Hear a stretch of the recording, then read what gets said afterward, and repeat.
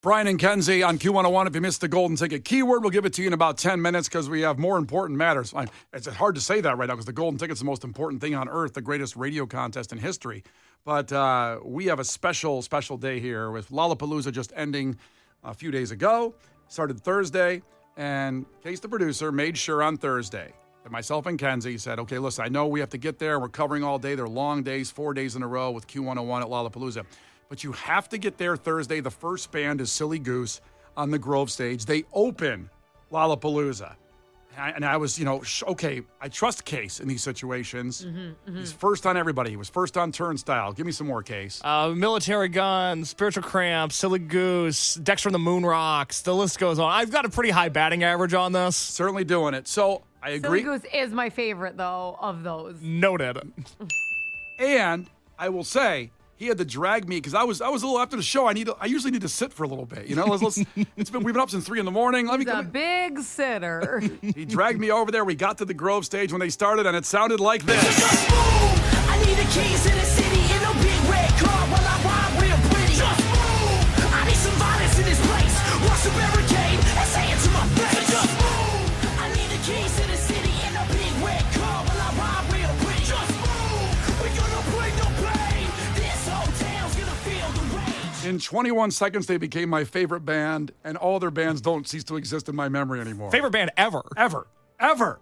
And Silly Goose then got in some trouble over the weekend. That in a second. We have Jackson, the lead singer of the band, on the phone. But Case interviewed them. That interview is on our YouTube channel. And talked to them. This is Thursday now. This is the interview when they played Thursday, asking about they do shows on flatbed trucks and vans. They've done it outside of Riot Fest. They've done many of them in Chicago. They did one over the weekend. But again, Case asked Jackson if he'd ever gotten in trouble doing those problems with law enforcement. Most of the time, it's just that they'll just give you a hard time. I've probably done over 300 shows in the street. I've played so many of them. I just only post the good ones. The craziest one I've had, I was put in handcuffs one time. I've never been arrested. And then one time, a security guard punched me in the face. So that was fun. Yeah, that was fun. Was that as fun as getting actually arrested then Saturday night, Jackson, when you were at a BP station in South Loop in Chicago? Welcome to Brian and Kenzie, Jackson. How's it going? Hey, thank you so much for taking the time and having me on. It was not as much fun, or I'd say it was more fun than getting arrested. Yeah, getting arrested wasn't very much fun.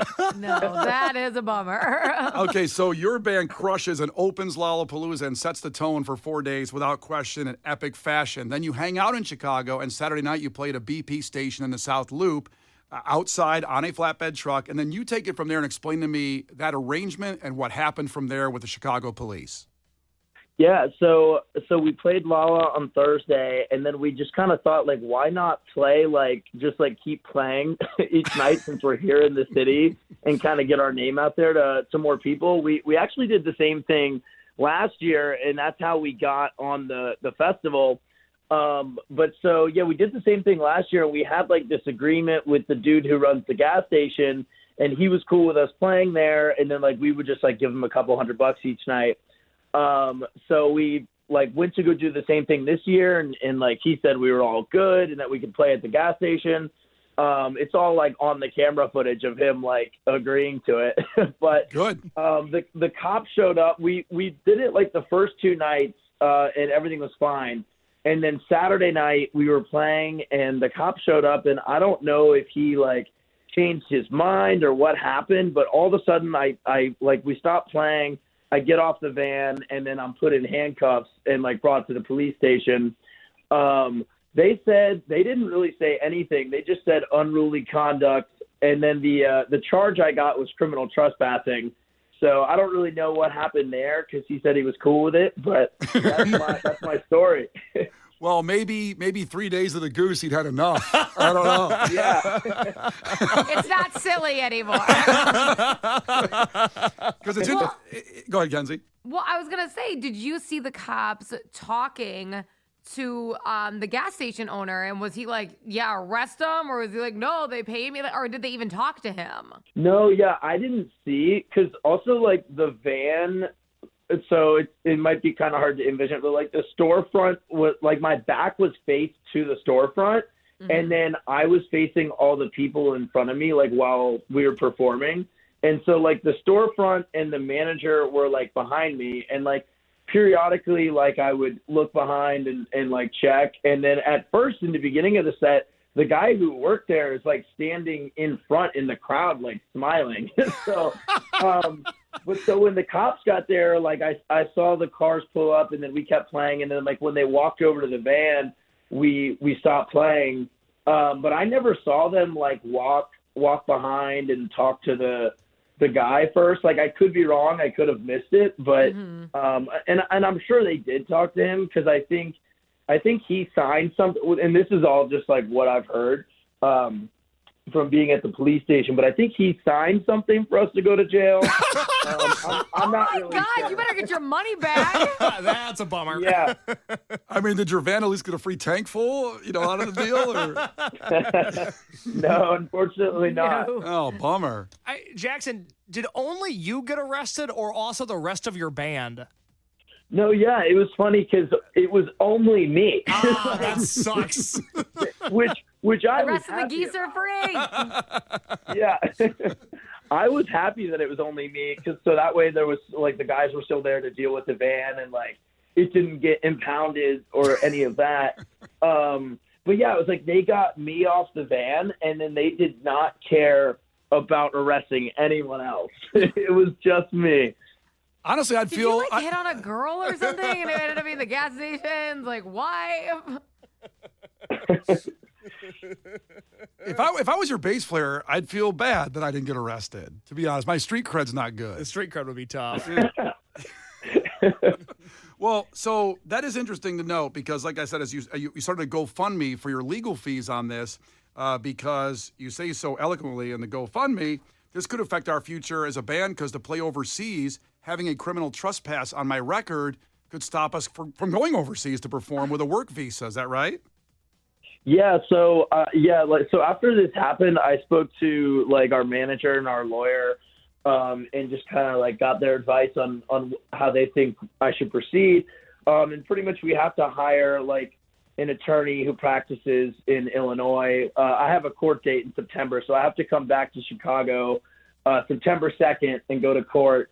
And so, yeah, that money's just kind of for getting an attorney, and then, like, my transportation to, like, get back to Chicago.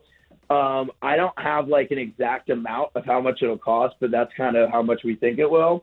But so if anybody donates to that goes directly to, like, helping me get to Chicago and helping get an attorney. And then if anybody, like, can't donate or doesn't want to, I'm just asking that they go pre-save the record, because that's the main reason why we're out here, is just to get the music known. But yeah, it is important, because I am facing a criminal trespass charge, and I am worried that could affect, like, getting to Europe in this winter, and just in the future. Or at least the rest of your band will get to Europe, and you'll find a fill-in singer. That's great, Brian. You're getting a lot of love on our text line, by the way, and people also think that you possibly this is Chicago, this could have happened easily. You paid a random guy who said he owned the gas station, and then that guy just took off, and the guy who owns the gas station, you didn't really pay him. That could have happened, by the way, Jack. Yeah. Hey, well, then he was dressed in the VP clothes, so yeah. This is Chicago. They could pull that off. Bought it at the alley. I do want to know, for anybody that wants to help the cause and donate to Jackson's GoFundMe, if you text the word Goose right now to 312-591-8300, that's our text line. We will automatically link you to his GoFundMe, much like we do with our charity fundraisers. Text the word Goose to the text line, and we will send you Jackson's GoFundMe link, and you can donate easily and quickly there.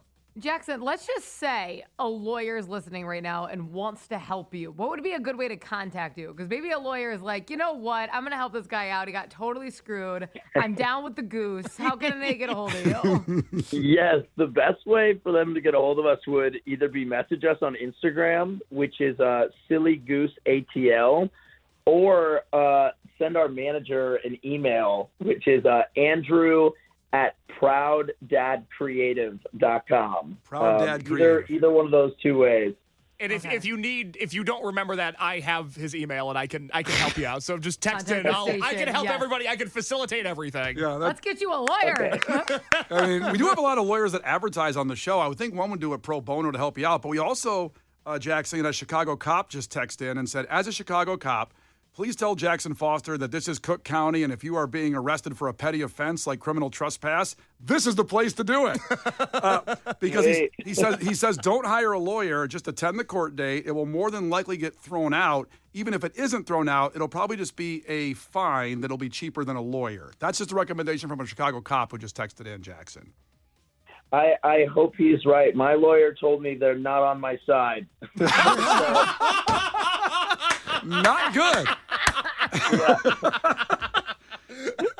Well, Jackson, I'm so glad you came into our lives, and we want to follow this. If we can get, keep updates on this, we'd love to keep getting a hold of you. And if people can donate to the GoFundMe to help the legal fees, we want the Goose back in Chicago. We want the Goose to be loose, baby. We're excited. I know you guys have a House of Blues date on Riot Fest weekend, which sounds like it's after your court date, because Riot Fest is coming up 19th, 2021.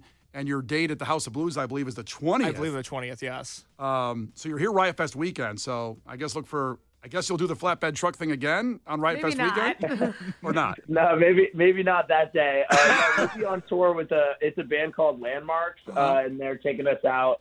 I don't have every show memorized, so that one's news to me too. But I'm looking forward to it. All right, man. Well, we'll see you in September either way. We'll get this taken care of, and we love the Goose. We're glad you came into our lives, Jackson. Yeah, thank you so much for taking the time, and thank you so much for having me on today. Right on. No problem. Good luck with everything. We'll keep you posted, and we'll follow that each day in court. The Goose. Free the Goose. I need the keys to the city in a big red car while I